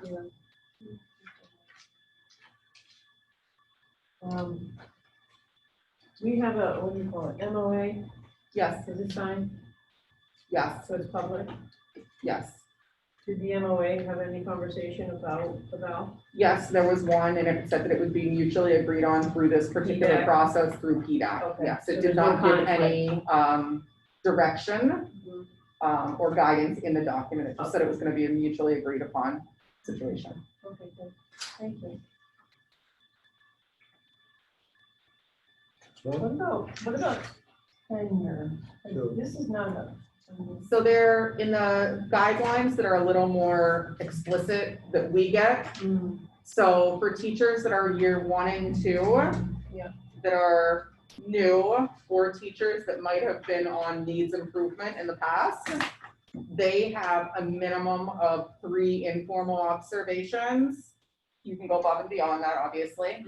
For a teacher that is in year 3 or 4 in good standing or beyond, they have a minimum of 2 informal observations, and both of those have a review of practice attached to them also. Any other questions on personnel? So first read. Is this? Well, You this wanna letter, act, you because wanna, there's, this you wanna wait on? is this A, B, This is, C, we're just or doing the which? first two. Okay. Right. Okay. Yep. The next one is on self-quarantine policy and regional travel advisory. So I went through this one here, and honestly, there was one thing here I would like to consider the board to add to this policy. Under implementation protocols, which is on policy page C, if you flip to the very bottom where it says number 4, I had to add the COVID liaison You don't have a page information. number in the book? 40? 40. Page 40. Sorry. Alright. So number 4 under implementation protocols, I needed to be at, my email needed to be added there because we're not using the school nurse for that. I'm the COVID liaison for the district. And then I'd like to add a number 5, if you would please, that would read something to the effect of: all employees of Winchester Public Schools should not travel to states listed on the regional travel advisory list, period. If an employee must travel to the state on the list, they must report this via email to Melanie Brady Shanley at winchesterschools.org at least 24 hours in advance of leaving and returning. Can it just say your COVID representative? I think because we're in such a time specific that this is just COVID related, I would prefer to put my own information in there as COVID liaison. Right, as COVID liaison, I meant, yes. Yeah. I mean, it's, I can put you Melanie are the Brady Shanley at COVID liaison, right? Say that again? You are the COVID liaison. Yes. So they should contact the COVID, all employees and staff would know the COVID liaison, they would know at this time it's you. Theoretically. Okay, but that page refers to students, so that does not go under that section. Yes, it does refer to students. That page does. Right, Yes. 41 refers to, that's under the student section, so what you just. So maybe I should put that on the, Add a section called. we need to add a section called faculty Yeah, that was. and put That is a number one. Would it Okay. only be faculty or would it be other? Like the staff. We're gonna do something for staff, we're gonna do, What, it's in here because somewhere. this section only has to do. Well, we can title this as staff and students and staff at the top. Okay, And then we can add a staff number one. aren't you, okay, so are there any concerns about this in regards to contracts? No, Okay. Do you have any staff that from out of state, that comes out of state? yes. Is that, No, this doesn't apply to them, so basically the travel advisory says that if you live in, let's take Seamus for example, let's say Massachusetts was on the travel advisory list, Seamus lives in Massachusetts, he would still be allowed to report to work every single day, because it's a work requirement. So does it need to include that, I mean, I'm just, because I see Connecticut, I'm just wondering, like,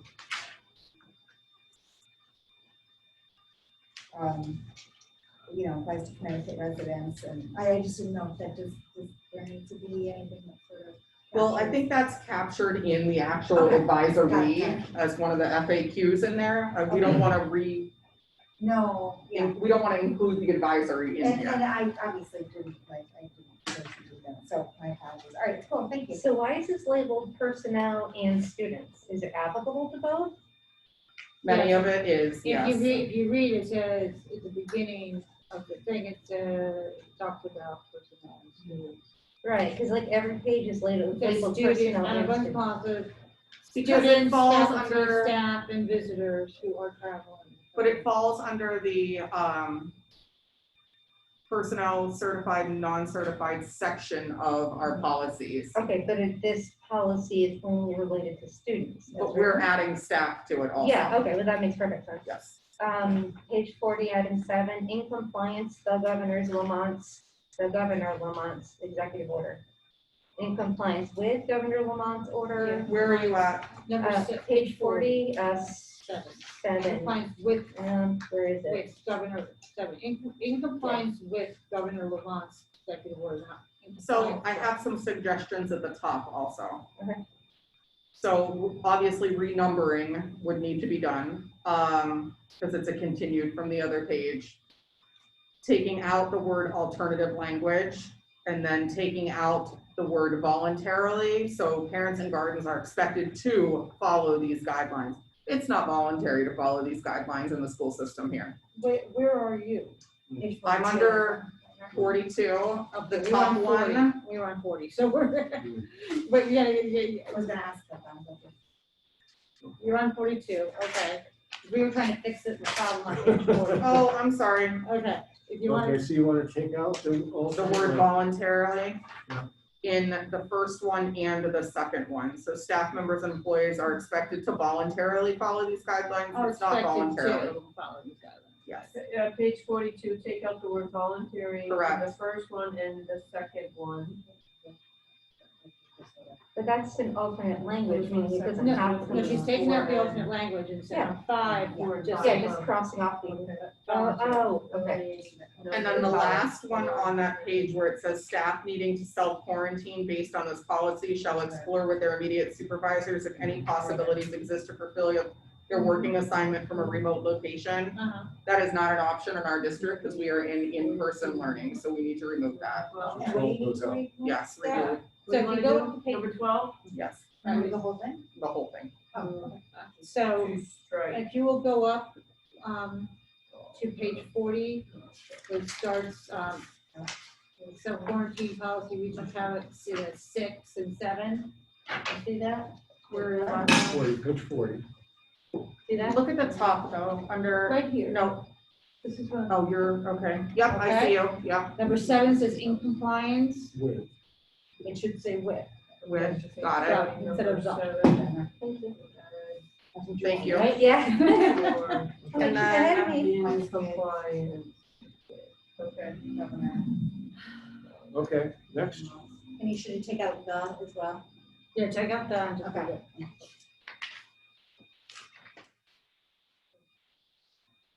Oh, yeah. and I'm on page, it would be letter E. Sorry, guys, I'm going by letters. Killing us. I'm sorry. In your book, it's number 43. Sorry, page 43. We don't have E. I don't There's see- no Yes, E. it's at the top of the It's page. at the top. Okay. It's your policy Uh-huh. letters. Okay. So it's this one here, communication of policy, next page. See how there's an E at the top? Oh, gotcha, okay. This policy shall be brought to the attention of parents via list those that are applicable to the district. So notification by email, we typically do, that we've updated our policies, so I'd like to leave that one. Listing the material distributed to parents and guardians, so we usually we'll do that like on our website or something like that. I will not put it in a local news outlet, that's not necessary, and the use of district emergency notification, I don't believe we need to do that. So strike both of them. Strike those last two if you would, please. And then I had no further edits, For the remainder of these policies. correct? Well, for this policy. Okay. Let me just make sure I got And it. tell me again, these policies were provided by CABE out of their policy service, or were these our existing policies? These are policies provided by CABE. You'll have all these changes for us at the next read, right? Yes, I didn't want to put them in here because I wanted you to see what the original versions were. So I got a question on page 40, just to make sure I'm good with this. We're going to call it students and staff, right? Instead of just students. You're on letter A. C, I don't know where I am. I'm on C, yes. Well, you should be I'm at on C. Where Okay, are we putting in students and staff? it's the very first page, letter A. Oh, on letter page A. 38. On page A, okay. So on page, Well, I think it probably should On the be, cover page, it should be throughout. yeah, on every page. Students It says and students, staff. should be Okay. students and staff. And then on the next page, carry through students and Yeah. staff. okay, then I got a quick question for you.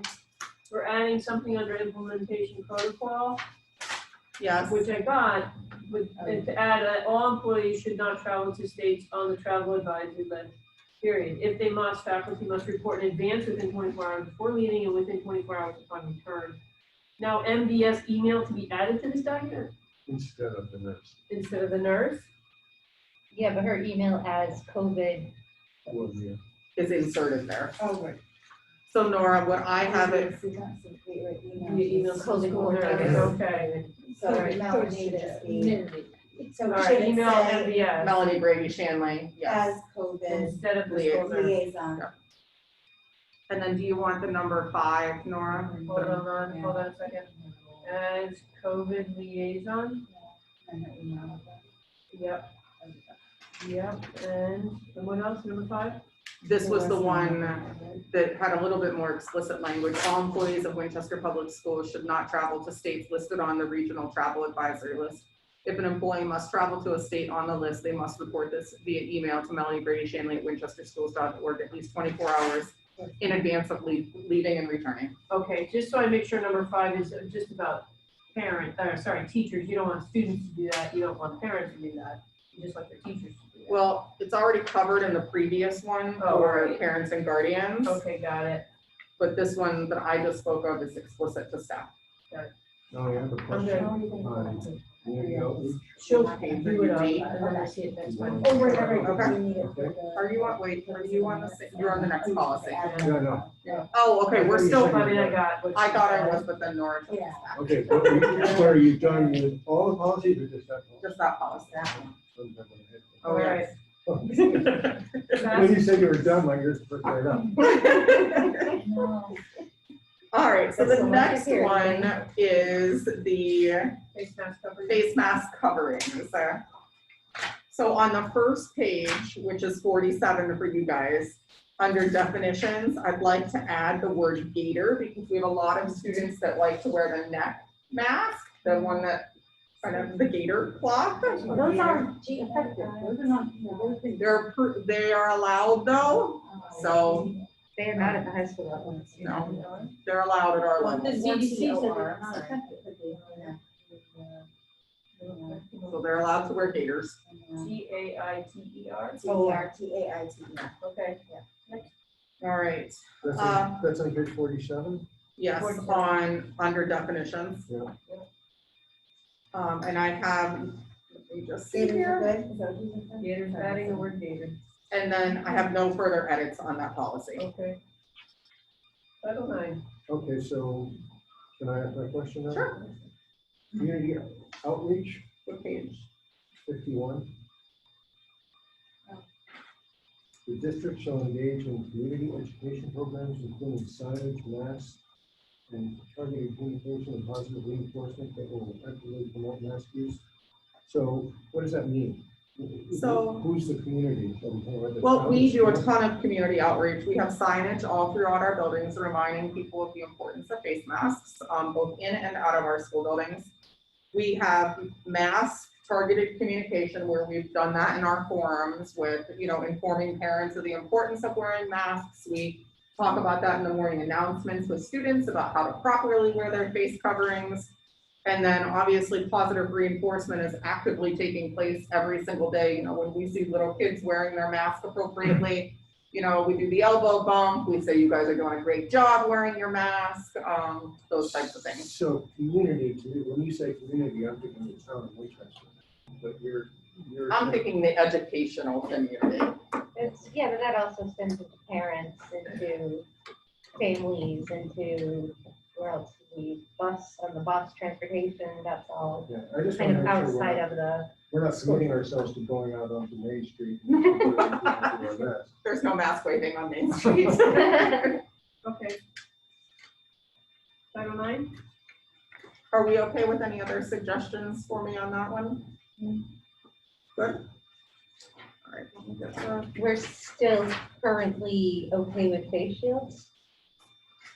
So we have a policy where if you're wearing, so if I'm doing speech and language and it's No, I an important. understand there's reasons why, but they're found to be not as effective. So there's nobody in our district that's just wearing a face shield. Okay, good. You have to wear a mask under a face shield unless you're doing like a service with a student that requires them to actively see your face. All right, Title IX, this one here, we have some adds to this one. I did no edits because this is really a federal mandate, so there's nothing really that we can change about this. However, if you flip to, it would be way towards the back. It's actually under the regulations. It's letter I. Page. Letter H. I, looks It's like on it's gonna be 63. 61. 63. 63.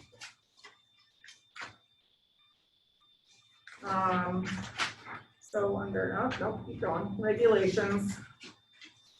It's under 63. No, we're under regulations, not policy. So look for the R at the top, not the P. Sorry. No. So you would be going all the way to, this would be page 74, Under regulations. under regulations, yes. Okay. And at the very bottom of the page, it talks about who the Title IX coordinator is for the district, and that is Seamus for our district. So his information needs to be inserted into this policy under the regulations section. And then on the page, it would be letter L on the regulations. At the very top of the page, we need to insert the word Winchester for Winchester Public Schools for that form. Other than that, I'm making no other suggestions for that policy. For public forum. You said the word Winchester for public forum? Yeah, on the form. There's a- On On the the forum, form, okay, okay. under the On the regulations form. section. Okay, thank you. All right, any questions on Title IX or any other suggestions? Okay, the next one would be under personnel, and it's regarding leaves. Most of these leaves, if not all of them, are federal leaves, including family medical leave, personal leaves, paid sick leave act under COVID. So we have no ability to be able to change leave regulations under federal guidelines. So I'm suggesting no changes to this particular policy.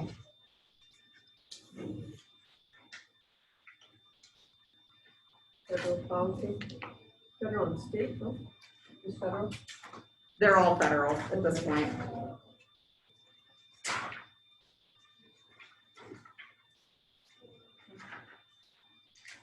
Another timeline? This is Title IX, Personnel.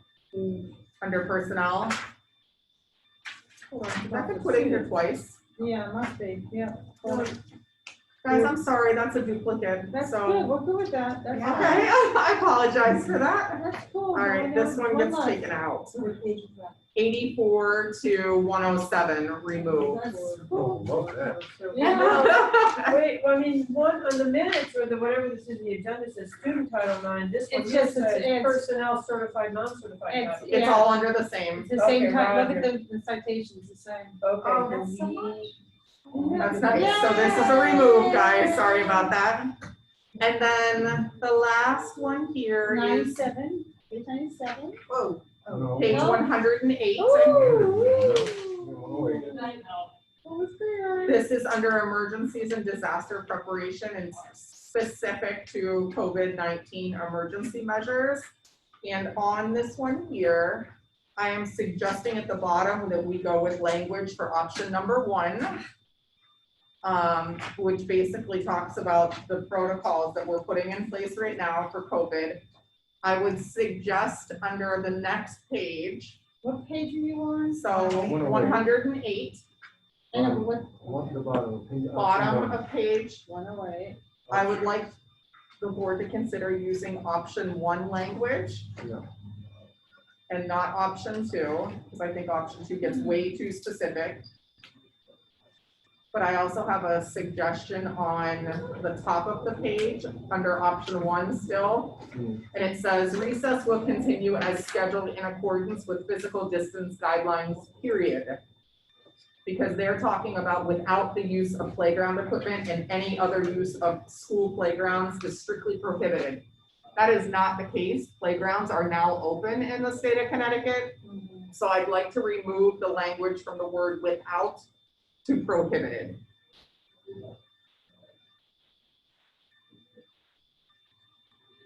To remove the words without to prohibited. No, from the word without to the word prohibited. Okay, from without to prohibited.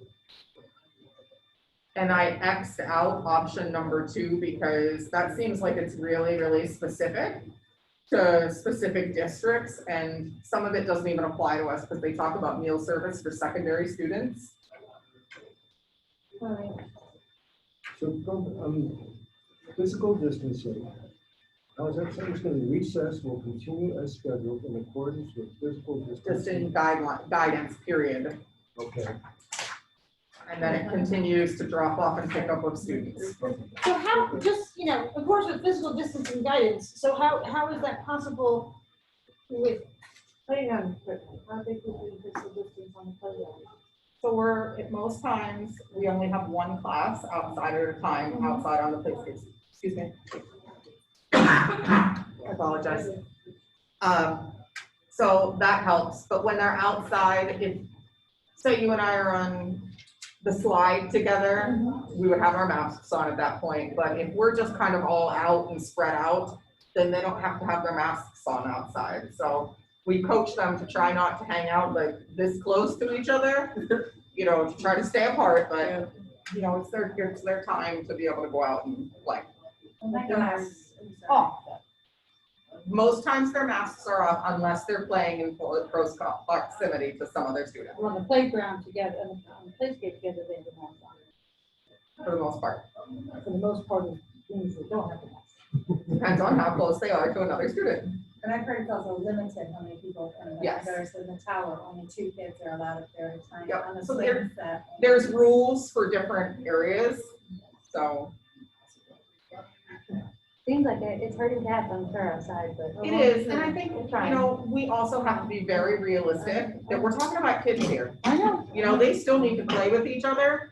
And as much as we want to say like they're gonna follow, they don't have rulers around them right now. Like we're doing our darndest every day to keep them safe.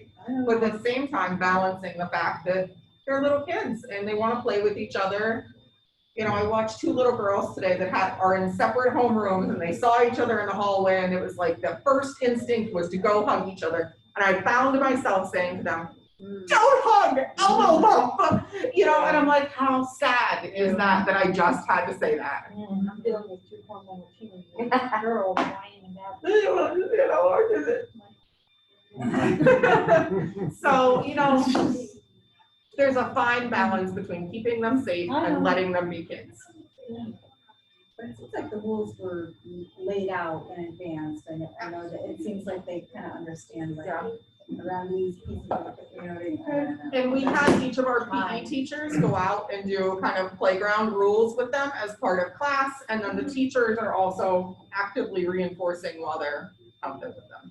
She doesn't want to be with us. I also think you have to realize that we will change our attitude if the infection rates and the death rates escalate. If 1,000 people a day start dying again, then we're going to get a lot more serious about things. But right now, we have 50 people in the hospital. That's pretty normal. We're doing pretty well, we're lucky. Right, Doug? Are we almost there? I have a suggestion on page C, which would be page 110. On the bottom, under student arrival, I'd like to remove, it would be the last sentence of that paragraph. Hand sanitizer will be kept out of the reach of elementary students, and such students will use it only by. We are giving them sanitizer to use, so we'd like to remove that language. And on letter page E. E, 112. The vulnerable individuals language, this needs to be removed because this is all governed by the Federal Leave Acts. So we should not be adding that language. Why not? Because it doesn't apply. It sets up its own policy and we have to follow federal guidelines because right now, this is talking about people that have, you know, vulnerabilities. That doesn't mean they don't come to work. And this sets up them to not come to work. Vulnerabilities mean that we have to provide them with accommodations via their doctor, not that they need to be out of work. So I recommend removing that section. And then on letter page F, the COVID liaison, sorry, Nora, that would be 113. The COVID liaison needs to be added to that page on the line, that blank line that's listed there. And as for that, I am recommending no further changes. Good, Nora, can you read back all those changes before? All right, again, letter F, COVID liaison needs to be added to that blank line. All right, that's a lot of work. Motion to adjourn at 9:07. You're welcome. We don't need an executive session today? Nope, it's not on the agenda. Okay. All right, hold on, guys. Let me just turn off the recording. 1 second, please. Motion to adjourn. No, yep, motion, Nora. You need to make the motion online. Say that again. You need to make the motion. It was done. Someone second it? Tara? All right. Hi. Okay. Okay. Not that we're in a hurry. Unanimous. Okay.